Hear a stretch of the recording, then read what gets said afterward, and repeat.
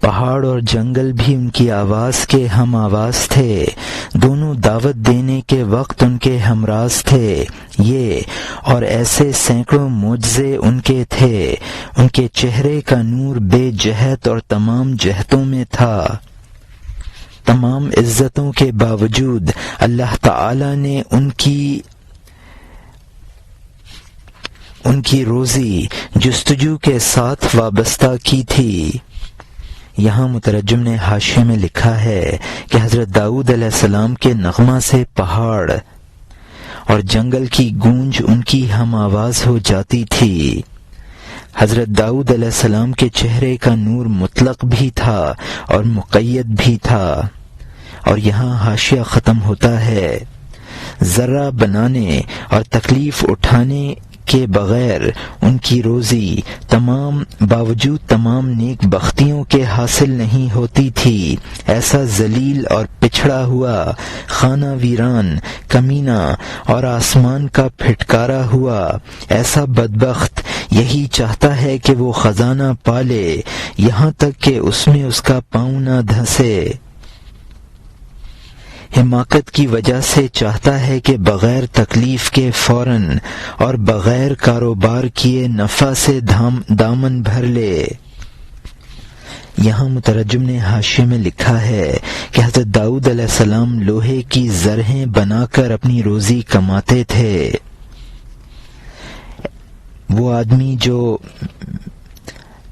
محنت نہیں کرنا چاہتا، وہ چاہتا ہے کہ چلتے پھرتے اس کو خزانہ مل جائے اور اس میں اس کا پاؤں دھس جائے۔ اور یہاں حاشیہ ختم ہوتا ہے۔ ایسا کوئی احمق دنیا میں نہیں ہوا جو یہ کہے کہ میں آسمان پر بغیر سیڑھی کے چڑھوں گا۔ کوئی اسے مذاق میں کہتا یہ لے لے کہ تیری روزی آ گئی اور خوشخبری دینے والا آ گیا۔ کوئی ہنستا کہ ہمیں بھی دینا اے چودھری اس عطیہ میں سے جو تجھے ملے۔ وہ لوگوں کی استانہ زنی اور ملامت سے دعا اور خوشامد میں کمی نہ کرتا تھا، یہاں تک کہ وہ شہر میں معروف اور مشہور ہو گیا کہ وہ خالی تھیلے میں پنیر تلاش کرتا ہے۔ یہاں مترجم نے حاشیے میں لکھا ہے کہ اچانک خزانہ مل جانے کی تمنا تو ایسی ہی ہے جیسے کہ کوئی آسمان پر بغیر سیڑھی کے چڑھ جانے کی تمنا کرے۔ کوئی مذاق میں کہتا کہ روزی آ گئی، کوئی کہتا کہ اس میں سے ہمیں بھی دینا۔ اور یہاں حاشیہ ختم ہوتا ہے۔ وہ فقیر بیکار لالچ میں ضرب المثل بن گیا، لیکن وہ اس خواہش سے جدا نہ ہوا، اس نے دعا اور زاری ختم نہ کی۔ اللہ تعالی مستعان اور ذوالجلال نے اس کی دعا قبول کر لی۔ یہاں مترجم نے حاشیے میں لکھا ہے یعنی یہ فقیر اپنے بیکار لالچ میں ضرب المثل بن گیا۔ اور یہاں حاشیہ ختم ہوتا ہے۔ اب نئے مضمون کا آغاز ہوتا ہے جس کا عنوان ہے دویدن گاؤ در خانہ آن دعا کنندہ بالحا قال النبی صلی اللہ علیہ وسلم ان اللہ یحب الملحین فی الدعاء، زیرا کہ عین خواست حق سبحانہ و تعالی ست و الحا خواہندہ را بست از انچا میں خواہ ہداز وے او عذر گفتن نظم کنندہ و مدد خواستن، یعنی اس عاجزی کے ساتھ دعا کرنے والے کے گھر میں ایک گائے کا دوڑ کر آنا۔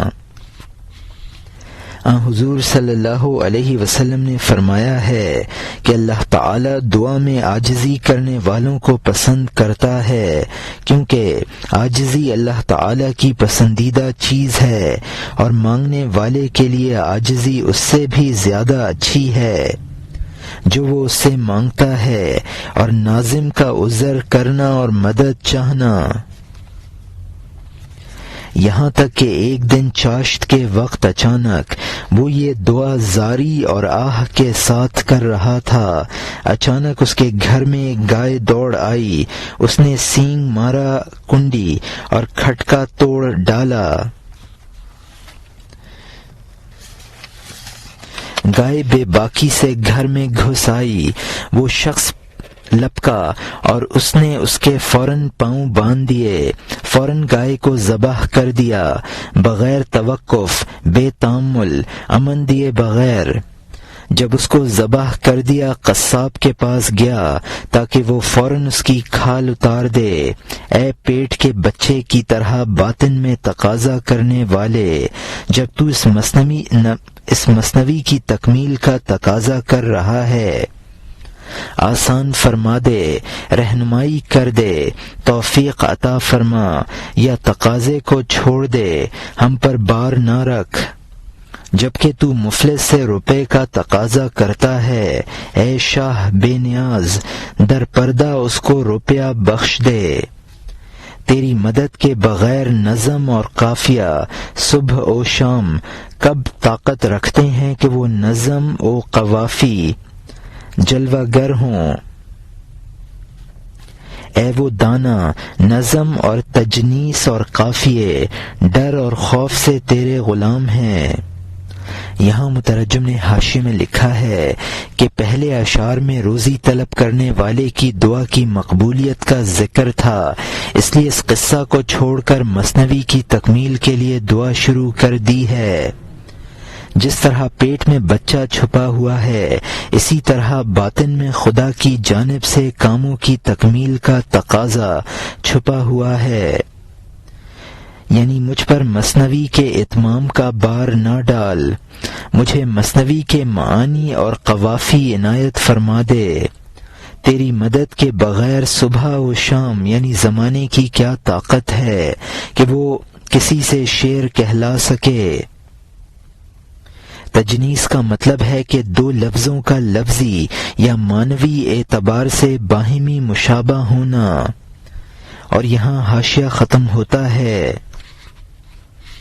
جبکہ تو نے ہر چیز کو تسبیح خواں بنایا ہے، باشعور اور بے شعور ذات کو ہر ایک دوسرے قسم کی تسبیح کرتا ہے اور یہ اس کے حال سے بے خبر ہے۔ یہاں مترجم نے حاشیے میں لکھا ہے، پہلے اشعار میں چونکہ نظم و قوافی کو اللہ کے حکم کا غلام قرار دیا تھا، اب مولانا رحمۃ اللہ علیہ غیر ذی روح چیزوں کے تابع فرمان الہی ہونے کو بیان کرتے ہیں۔ دنیا کی ہر چیز اللہ کی تسبیح کرتی ہے، لیکن ہر چیز کے تسبیح کرنے کا طریقہ جداگانہ ہے۔ اور یہاں حاشیہ ختم ہوتا ہے، جمادات کی تسبیح سے آدمی منکر ہے، حالانکہ جمادات عبادت میں ماہر ہیں، بلکہ 72 فرقوں میں سے ہر ایک دوسرے سے بے خبر ہے اور شک میں ہے، جبکہ دو بولنے والے ایک دوسرے کے حال سے آگاہ نہیں ہیں، تو در و دیوار کے بارے میں آگاہی کیوں کر ہو۔ یہاں مترجم نے حاشیے میں لکھا ہے کہ انسان جمادات یعنی پتھر وغیرہ کی تسبیح کو نہیں سمجھ پاتا، اس لیے وہ ان کی تسبیح خوانی کا انکار کر دیتا ہے۔ مشہور ہے کہ دنیا میں مذہبی 73 فرقے ہیں، جن میں سے 72 گمراہ ہیں، ایک فرقہ درست ہے۔ ہر فرقہ اپنے اعتقاد کے مطابق اللہ کی تسبیح کرتا ہے، دوسرے لوگ اس سے واقف نہیں ہوتے۔ انسان جو مذہبی اعتبار سے ایک دوسرے سے جدا ہیں، جبکہ وہ باہمی ایک دوسرے کی تسبیح کو نہیں سمجھتے ہیں، تو جمادات کی تسبیح کو کیسے سمجھا جا سکتا ہے۔ اور یہاں حاشیہ ختم ہوتا ہے،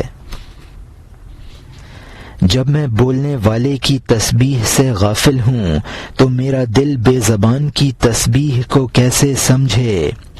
سنی کی ایک خاص تسبیح ہے، نجات پانے میں جبری کی تسبیح اس کے خلاف ہے۔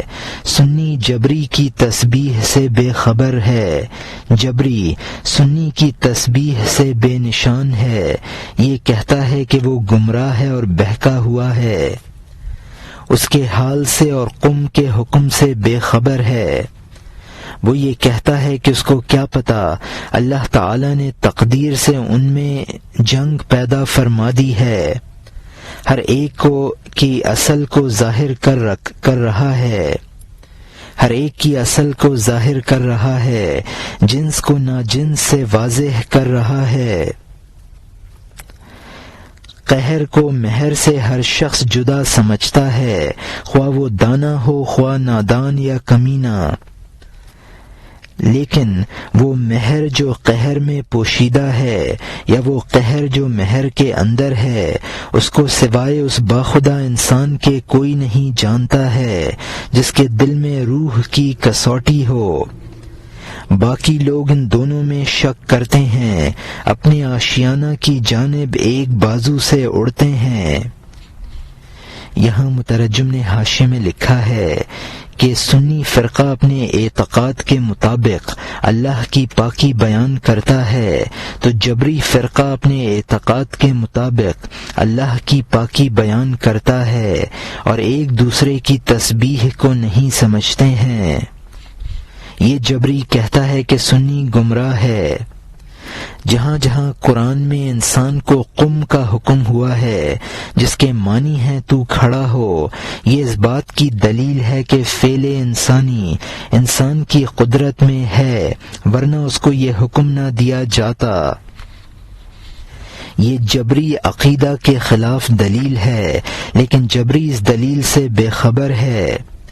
ازل میں یہ اختلافات مقدر کر دیے گئے تھے تاکہ حق و باطل کا فیصلہ ہو سکے۔ بعض خاص قہر اور خاص مہر ہیں، ایسے قہر اور مہر کو ہر شخص سمجھ لیتا ہے۔ بعض وہ مہر ہیں جو قہر میں پوشیدہ ہوتی ہیں، جیسا کہ باپ کا بچے پر تعلیم کے لیے سختی کرنا، یا اللہ تعالی کا کسی مومن کو کسی مرض میں مبتلا کرنا۔ اسی طرح بعض قہر وہ ہیں جو مہر میں پوشیدہ ہیں، جیسا کہ اللہ تعالی کی جانب سے کافروں کے لیے دنیاوی نعمتوں میں فراخی پیدا کرنا، اس کو صرف خاصان خدا سمجھتے ہیں۔ عام لوگ مہر میں پوشیدہ قہر اور قہر میں پوشیدہ مہر کے بارے میں دو طرح کا خیال کرتے ہیں، یعنی اس کی حقیقت میں مشکوک ہوتے ہیں۔ حقائق تک پہنچنے میں یقین کی پرواز مکمل ہے اور ظن اور شک کی پرواز ناقص ہے۔ جس پرند کی دم کٹی ہوئی ہوتی ہے اس کی پرواز صحیح نہیں ہوتی۔ اور یہاں حاشیہ ختم ہوتا ہے، اب نئے مضمون کا آغاز ہوتا ہے جس کا عنوان ہے در بیان آن کا علم را دو پر او گمان را ایک گمان را یک پرست، یعنی اس کا بیان کے علم کے دو بازو ہیں اور شک کا ایک بازو ہے۔ علم کے دو بازو ہیں، شک کا ایک بازو ہے۔ شک اڑنے میں ناقص ہے اور دم کٹا ہے۔ ایک بازو کا پرندہ جلد اوندھا گرتا ہے، پھر 2 قدم یا کچھ زیادہ اڑتا ہے۔ گمان کا پرندہ گرتا پڑتا روانہ ہوتا ہے ایک بازو سے آشیانہ کی امید پر۔ جب وہ گمان سے نجات پا گیا، اس کا علم رونما ہوا، اب وہ پرندہ 2 بازو کا ہو گیا اور بازو کھول دیے، اس کے بعد ٹھیک سیدھا روانہ ہوتا ہے، نہ اپنے چہرے کے بل اوندھا یا بیمار۔ جبرائیل علیہ السلام کی طرح 2 بازوؤں سے اونچا اڑتا ہے، بغیر گمان، بغیر فکر اور بغیر چنا و چنی کے۔ یہاں مترجم نے حاشیے میں لکھا ہے کہ شک و گمان حقیقت تک پہنچنے کے لیے گرتا پڑتا چلتا ہے۔ جب انسان مرتبہ یقین تک پہنچ جاتا ہے تو پھر اس کی پرواز درست ہوتی ہے۔ یقین کا مرتبہ حاصل ہو جانے کے بعد سیدھی اور سچی اڑان ہوتی ہے۔ انسان ٹھوکریں نہیں کھاتا ہے۔ انسان کو معرفت حقیقی حاصل ہو جاتی ہے تو اس کی پرواز جبرائیل علیہ السلام کی طرح ہوتی ہے۔ اور یہاں حاشیہ ختم ہوتا ہے۔ اگر تمام دنیا اس سے کہے کہ تو ہی خدائی راستہ اور سیدھے دین پر ہے، وہ ان کی باتوں سے جوش میں نہیں آتا، اس کی یکتا روح اس کی ساتھی نہیں بنتی ہے۔ اور اگر اب سب اس سے کہیں کہ تو گمراہ ہے، خود کو پہاڑ سمجھتا ہے حالانکہ تو گھاس کا تنکا ہے، ان کی تانا زنی سے وہ شک میں نہیں پڑتا ہے، ان کی تانا زنی سے وہ رنجیدہ نہیں ہوتا ہے، بلکہ اگر سمندر اور پہاڑ بولنے لگیں، اس سے کہیں تو گمراہی کا ساتھی ہے، وہ ایک ذرہ بھی گمان میں مبتلا نہیں ہوتا، نہ تانا زنوں کی تانا زنی سے رنجیدہ ہوتا ہے، مطمئن اور صاحب یقین اور بے ہیلا ہوگا، شاید ہر حالت میں ایسا ہی ہوتا ہوگا۔ یہاں مترجم نے حاشیے میں لکھا ہے کہ انسان کو جب علم کا اعلیٰ مرتبہ حاصل ہو جاتا ہے تو لوگوں کی مداح اور قداح سے بے نیاز ہو جاتا ہے، نہ مداح اس میں مؤثر ہوتی ہے نہ قداح۔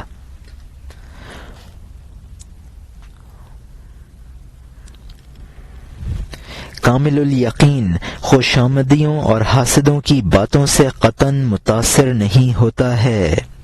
علم کے اعلیٰ مراتب حاصل ہو جانے پر انسان بہرحال مطمئن رہتا ہے اور سمجھتا ہے کہ لوگوں کی مداح اور قداح تو ہر حال میں جاری ہی رہتی ہے۔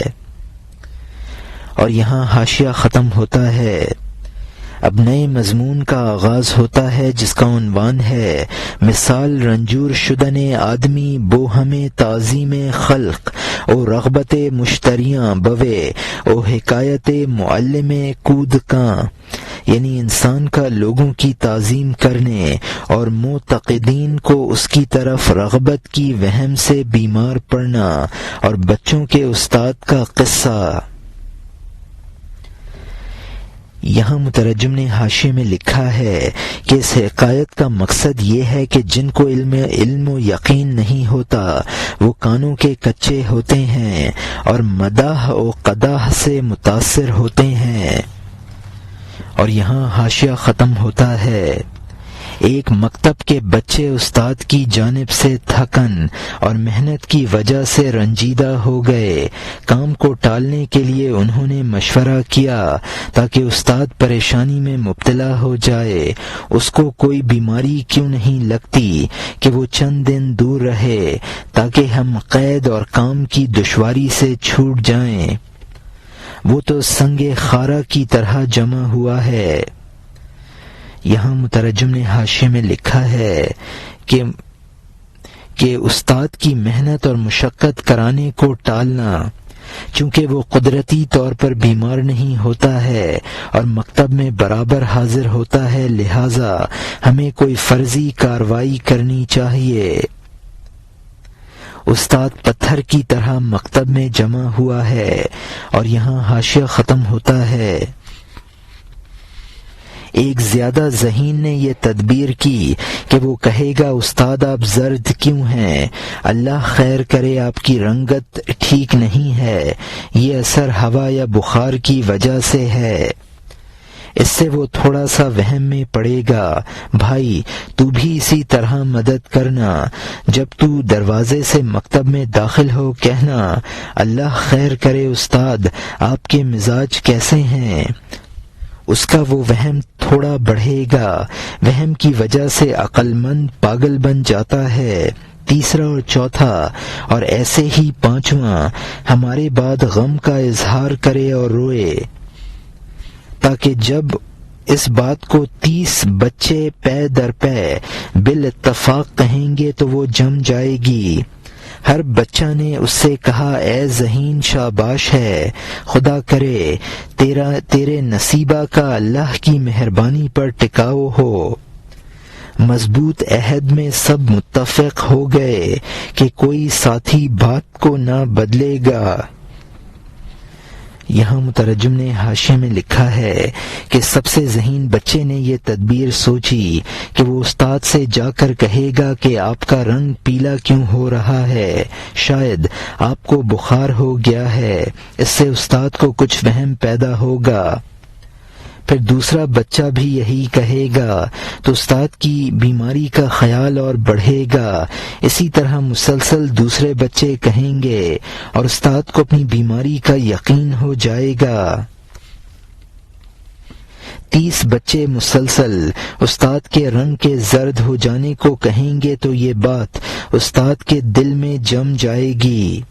اس تدبیر پر ہر بچہ نے اس ذہین بچے کو شاباش کہا اور دعا دی۔ سب یہی بات کہیں گے، کوئی بچہ اس بات میں تبدیلی نہ کرے گا۔ اور یہاں حاشیہ ختم ہوتا ہے۔ اس کے بعد اس نے سب کو قسم دی تاکہ کوئی چغل خور صحیح بات نہ بتائے۔ اس بچے کی رائے سب سے بڑھ گئی، اس کی عقل گلہ سے آگے چلتی تھی۔ انسانوں کو عقل میں ایسا ہی فرق ہے جیسا کہ معشوقوں کی صورتوں میں۔ یہاں مترجم نے حاشیے میں لکھا ہے کہ ہم نے فرضی طور پر یہ سازش کی ہے، جس طرح اس بچہ اور دوسرے بچوں کی عقل میں فرق تھا، اسی طرح انسانوں کی عقل میں فرق ہے۔ جیسا کہ سب انسانوں کا ظاہر یکساں نہیں ہے، باطنی حواس بھی یکساں نہیں ہیں۔ اور یہاں حاشیہ ختم ہوتا ہے۔ اب نئے مضمون کا آغاز ہوتا ہے جس کا عنوان ہے اس کا در بیان آن کا عقول خلق متفاوت ست، در اصل فطرت و نزد معتزلہ متساویست و تفاوت عقول بسبب تجربہ و تحصیل علم ست۔ قال النبی صلی اللہ علیہ وسلم جمال الرجل فصاحت لسانہ، یعنی اس کا بیان کہ اصل فطرت میں لوگوں کی عقلوں میں فرق ہے اور معتزلہ کے نزدیک سب برابر ہیں، اور عقلوں کا فرق تجربہ اور علم حاصل کر لینے کی وجہ سے ہے۔ حضور صلی اللہ علیہ وسلم نے ارشاد فرمایا ہے کہ انسان کا حسن اس کی زبان کی فصاحت ہے۔ اور یہاں اس سلسلے میں حضور صلی اللہ علیہ وسلم نے گفتگو میں فرمایا انسانوں کا حسن زبان میں پوشیدہ ہوتا ہے۔ عقلوں کا فرق اصل سے تھا، سنیوں کے قول کے مطابق سننا چاہیے۔ معتزلہ کے اس قول کے خلاف کہ عقلیں اصل میں یکسانیت رکھتی ہیں، تجربہ اور تعلیم گھٹاتے اور بڑھاتے ہیں، یہاں تک کہ ایک کو ایک سے زیادہ عالم بنا دیتے ہیں۔ یہاں مترجم نے حاشیے میں لکھا ہے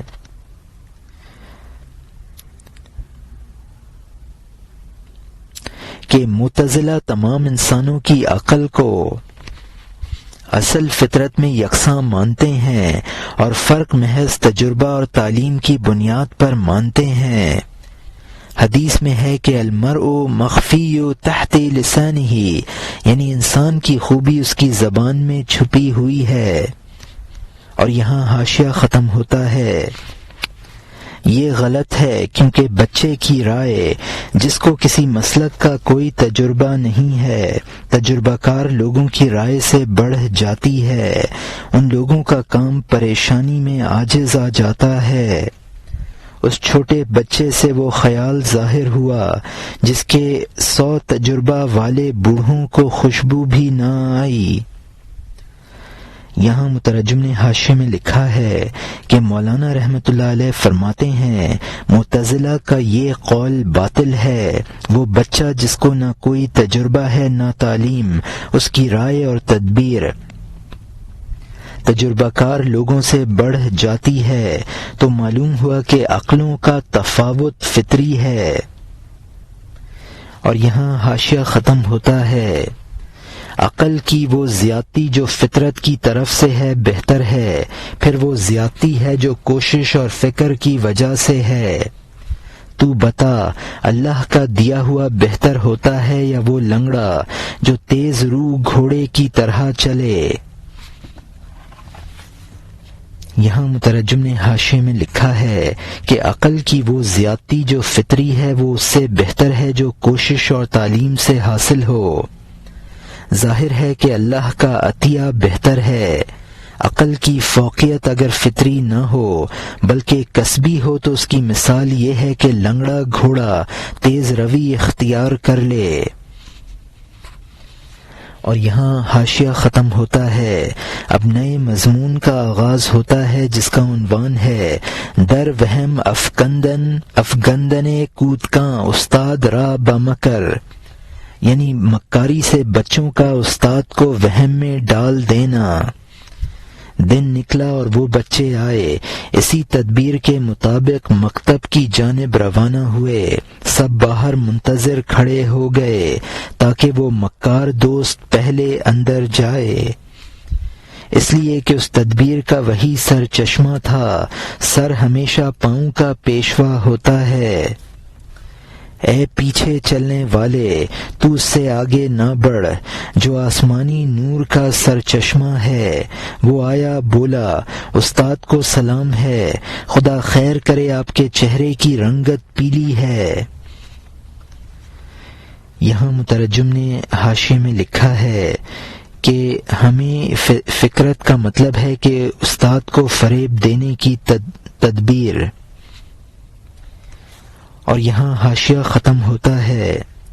استاد نے کہا مجھے کوئی تکلیف نہیں ہے، تو جا بیٹھ جا، خبردار بک بک نہ کر۔ انکار کر دیا، لیکن برے خیال کا وہم تھوڑا سا اچانک اس کے دل میں رونما ہوا۔ دوسرا اندر آیا اور اس نے بھی ایسا ہی کہا، اس پر تھوڑا سا وہ وہم بڑھا۔ اسی طریقے پر یہاں تک کہ وہم نے قوت پکڑی، وہ استاد اپنے معاملے میں حیرانی میں پڑ گیا۔ اب نئے مضمون کا آغاز ہوتا ہے جس کا عنوان ہے رنجور شدن فرعون با وہم از تعظیم خلقاں، یعنی فرعون کا لوگوں کی تعظیم کے وہم سے بیمار ہونا۔ عورتوں اور بچوں اور مردوں کے سجدوں نے اثر کیا، فرعون کے دل کو بیمار کر دیا۔ ہر ایک کے مالک اور شاہ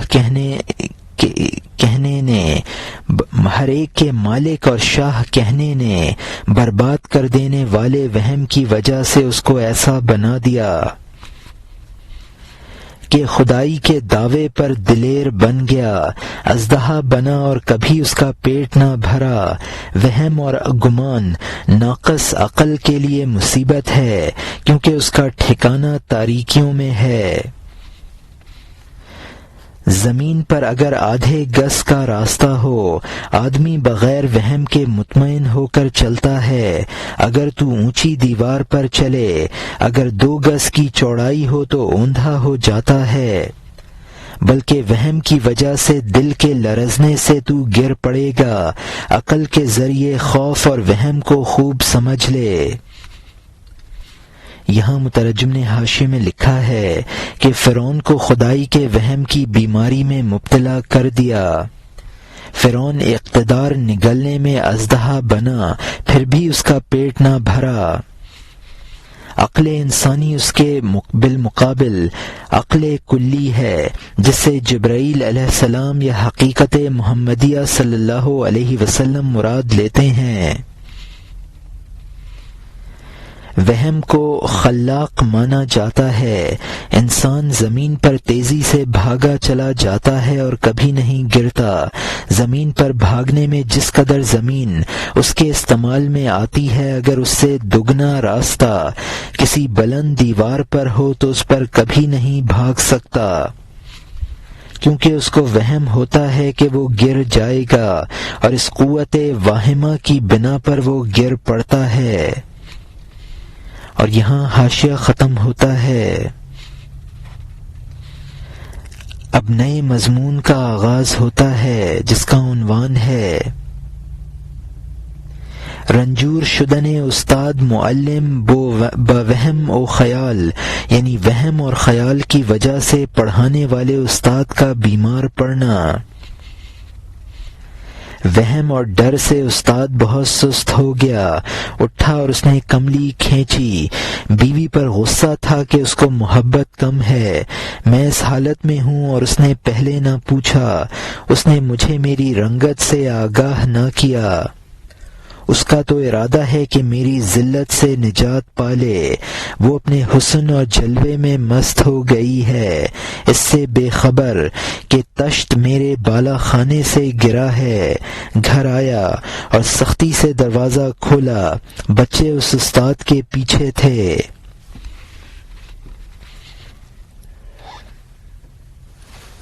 بیوی نے کہا خیر ہے آپ جلد کیوں آ گئے؟ خدا نہ کرے آپ کی نیک ذات کو کوئی تکلیف پہنچے۔ اس نے کہا تو اندھی ہے، میری رنگت اور حالت دیکھ، میرے غم میں دوسرے رو رہے ہیں، تو گھر کے اندر بغض اور نفاق کی وجہ سے جلنے میں میری حالت نہیں دیکھتی ہے۔ بیوی نے کہا اے جناب آپ کو کوئی بیماری نہیں ہے، آپ کا وہم اور گمان اور فکر بلا وجہ ہے۔ اس شوہر نے کہا اے بے وقوف تو ابھی جھگڑے میں ہے، اس تغیر اور کپکپی کو نہیں دیکھ رہی ہے، اگر تو اندھی اور بہری ہو گئی ہے تو ہمارا کیا قصور ہے؟ ہم تو اس رنج اور غم اور ضیق میں ہیں۔ اس نے کہا اے جناب میں آئینہ لاتی ہوں تاکہ آپ سمجھ لیں کہ میری کوئی خطا نہیں ہے۔ اس نے کہا جا تو کیا تیرا آئینہ کیا، تو ہمیشہ بغض اور کینہ اور سرکشی میں مبتلا ہے، جلد میرا بستر بچھا دے تاکہ میں سو جاؤں، مجھے سرگرانی ہے۔ بیوی نے دیر کی اور مرد اس پر چیخا کہ اے دشمن جلدی کر، تیرے لیے یہ مناسب ہے۔ یہاں مترجم نے حاشیے میں لکھا ہے کہ بیگانگاں کا مطلب ہے یعنی بچے جو غیر ہیں وہ رو رہے ہیں۔ آئینہ دیکھ کر تمہیں معلوم ہو جائے گا کہ تم بیمار نہیں ہو اور میرا کہنا درست ہے، یہ بیوی نے کہا۔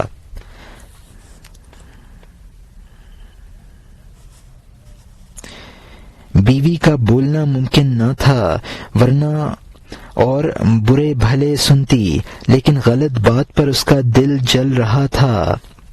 یہ وہمی بیماری حقیقی بیماری بن جائے گی۔ اور یہاں حاشیہ ختم ہوتا ہے۔ اب نئے مضمون کا آغاز ہوتا ہے جس کا عنوان ہے در جامع خواب افتادن استاد و نالیدن او بوہم رنجوری، یعنی استاد کا بستر میں لیٹ جانا اور بیماری کے وہم سے اس کا رونا۔ بوڑھی بستر لائی اور اس کے لیے بچھا دیا۔ بوڑھی کے لیے بولنا ممکن نہیں اور دل میں جلن۔ اگر میں کچھ کہتی ہوں تو وہ مجھ پر تہمت دھرے گا، اگر کچھ نہیں بولتی ہوں تو یہ قصہ حقیقی بن جائے گا۔ بری فال بیمار بنا دیتی ہے اس آدمی کو بھی جس کو کوئی غم نہ ہو۔ پیغمبر صلی اللہ علیہ وسلم کی بات ماننا فرض کر دی گئی ہے۔ اگر ہمارے سامنے بتکلف مریض بنو گے، مریض بن جاؤ گے۔ قولی پیغمبر قبولہ یفردو ان تمردتم لدینا تمردو، اگر میں کچھ کہتی ہوں وہ برا خیال کرے گا کہ بیوی کو کوئی کام ہے، تنہائی چاہتی ہے، مجھے گھر سے بھگانا چاہتی ہے، بدی کے لیے کوشش اور تدبیر کرتی ہے۔ اس نے بستر بچھایا اور استاد لیٹ گیا، آہ آہ اور رونا شروع کر دیا۔ بچے وہیں بیٹھ گئے اور آہستہ سے سینکڑوں غموں کے ساتھ سبق پڑھنے لگے کہ ہم نے سب کچھ کیا اور پھر بھی ہم قیدی ہیں، بری عمارت تھی اور ہم برے بنانے والے ہیں، خبردار کوئی دوسری تدبیر کرنی چاہیے تاکہ ہم اس مصیبت سے جلد راحت پالیں۔ یہاں مترجم نے حاشیے میں لکھا ہے کہ اگر میں یہ کہتی ہوں کہ تم بیمار نہیں ہو تو دل میں یہ سوچے گا کہ مجھے کوئی برا کام کرنا ہے جس کی وجہ سے میں اس کو گھر سے نکالنا چاہتی ہوں۔ بچوں نے سوچا چونکہ اس تدبیر سے بھی انہیں چھٹی نہ ملی تھی، یعنی استاد کو بیمار بنانے کی بنیاد بھی ڈالی لیکن کوئی فائدہ نہ ہوا۔ اور یہاں حاشیہ ختم ہوتا ہے۔ اب نئے مضمون کا آغاز ہوتا ہے جس کا عنوان ہے دوم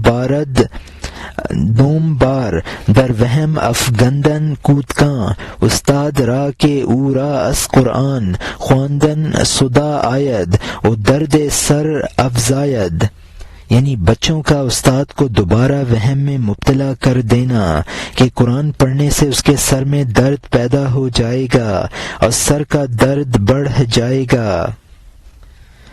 اس ذہین بچے نے کہا، اے دوستوں سبق پڑھو اور آواز بلند کرو۔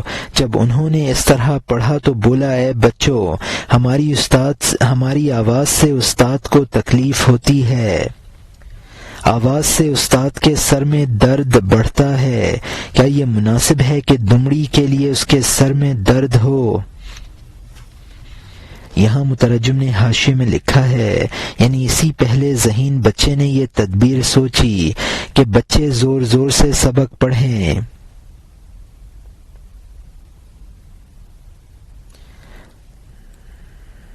اور یہاں حاشیہ ختم ہوتا ہے۔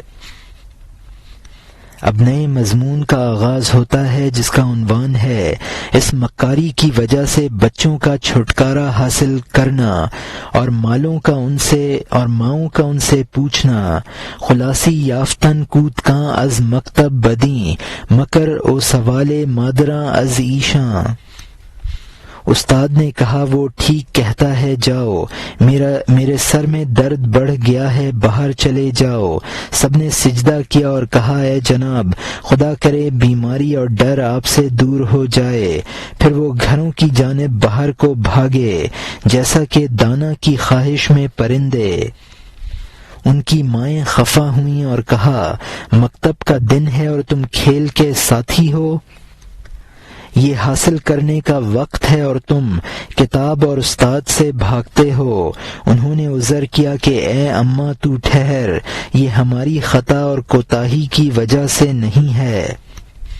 انہوں نے فوراً عذر کیا، اے ماؤں، یہ ہمارا قصور نہ تھا، آسمانی قضا سے ہمارا استاد رنجور اور بیمار اور مبتلا ہو گیا۔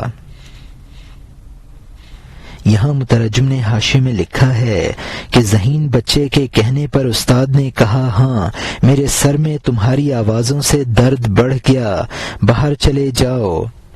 بچے یہ دعا دیتے ہوئے گھروں کو چل دیے، جس طرح چڑیاں دانا کی طرف اڑ کر جاتی ہیں۔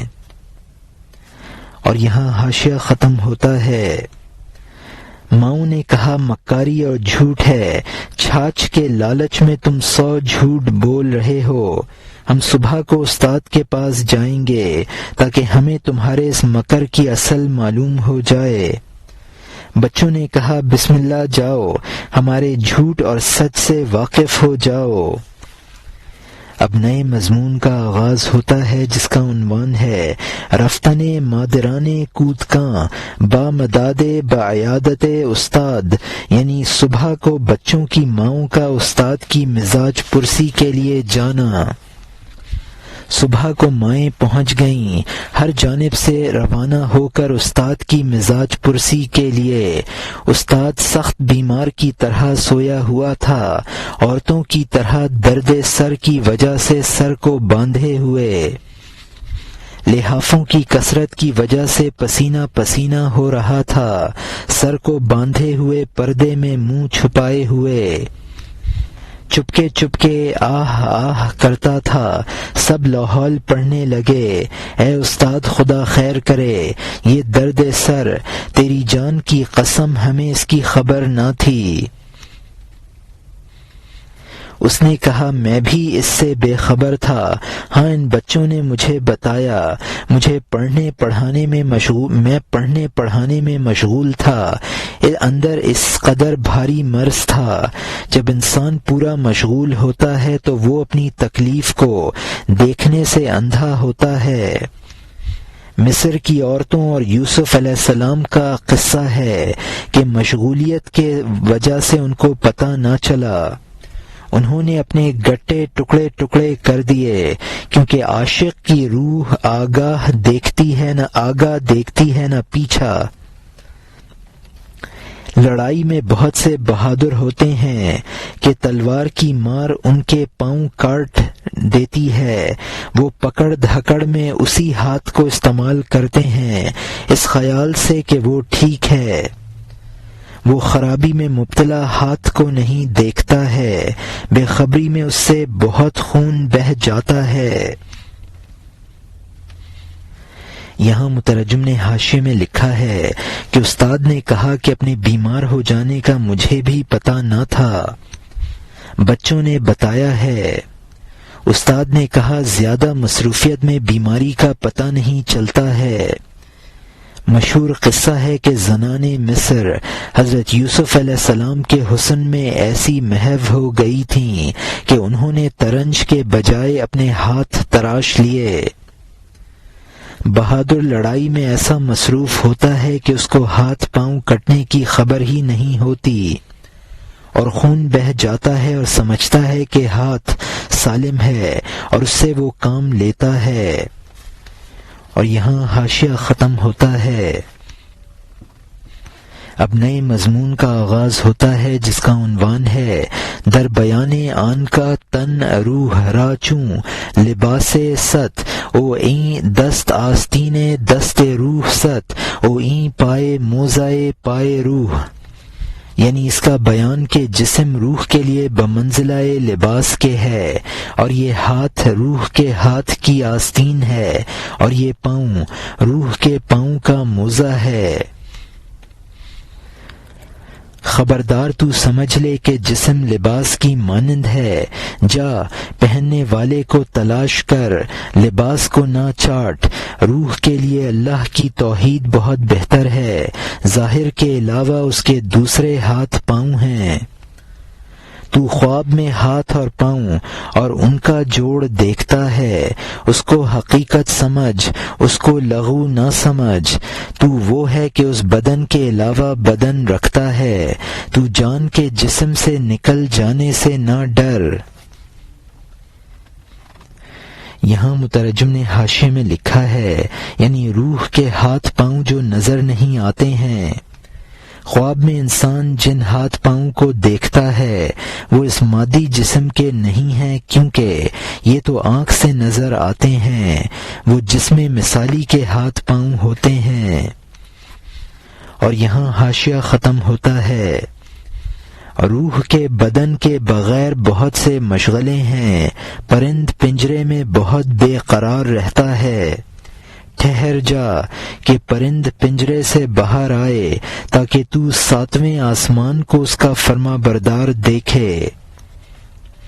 اگر تو سنے تو میں تجھ سے ایک قصہ بیان کروں، حقیقتاً تو اصلیت پر گرویدہ ہو جائے گا۔ یہاں مترجم نے حاشیے میں لکھا ہے کہ روح کو جسم عنصری سے نکلنے کے بعد بہت سے معاملات پیش آتے ہیں۔ اس عنصری جسم میں روح ایک پرند کی طرح ہے جو پنجرے میں بند ہو۔ عنصری جسم سے نکلنے پر روح بلند پرواز بن جاتی ہے۔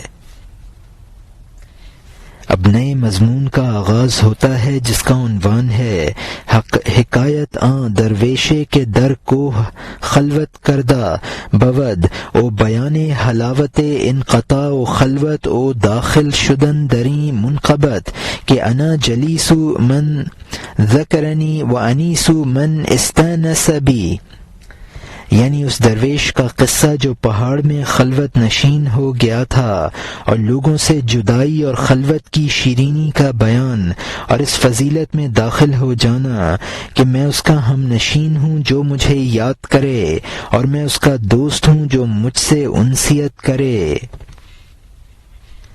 یہاں مترجم نے حاشیے میں لکھا ہے کہ مولانا یہ سمجھا رہے تھے کہ جسم عنصری کے نقصان سے روح میں نقصان نہیں آتا ہے۔ اب اس حکایت سے یہ بتاتے ہیں کہ ان بزرگ کا ہاتھ کٹ جانے کے باوجود بطور کرامت کام کرنے لگتا تھا۔ اور یہاں حاشیہ ختم ہوتا ہے۔ اگر تو سب کے ساتھ ہے جبکہ میرے بغیر ہے تو سب سے جدا ہے، اگر تو سب کے بغیر ہے جبکہ میرے ساتھ ہے تو سب کے ساتھ ہے۔ ایک درویش ایک پہاڑ میں مقیم تھا، خلوت اس کی دن رات کی ساتھی تھی، چونکہ اس تک اللہ تعالی کی ہوا پہنچتی تھی۔ وہ مرد و عورت کے سانسوں سے تنگ تھا، جیسا کہ ہمارے لیے اقامت آسان ہے، دوسروں کے لیے سفر بھی آسان ہے۔ جیسا کہ تو سرداری پر عاشق ہے، وہ خواجہ یعنی سردار لوہار اپنے پر عاشق ہے۔